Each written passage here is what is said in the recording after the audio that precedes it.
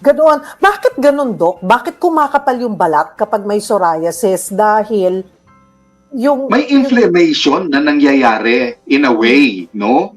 But at the same time, bukod dun sa inflammatory response na to, it is normal for us to keep on producing skin cells. Yung dead cells natin, normal na ating tinatanggal. Paano? May kaugnayan ba ito sa immune system? Ano ang nagtitrigger? Bakit nagkakaroon ng psoriasis? Well, marami ang posibleng dahilan at hindi nga nila ma-pinpoint ang tunay na pinanggagalingan ng psoriasis.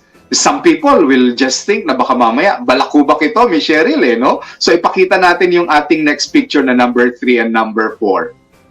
Yung iba, nakikita ito sa kanilang hairline. Ayan, no? Yung iba dito sa may noo, at sa picture number 4, makikita natin minsan dito sa may tenga. So akala nila seborrheic dermatitis lamang.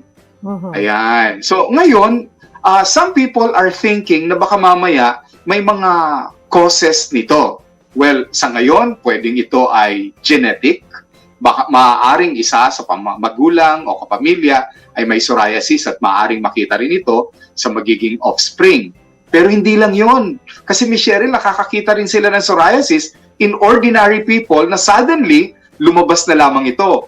Nakikita rin ito in stresses and some types of work. Tingnan natin sa next picture number 5 natin, na may mga tao na ang kanilang kamay ay exposed to certain chemicals na maaaring mag-trigger ng pagkakaroon ng psoriasis.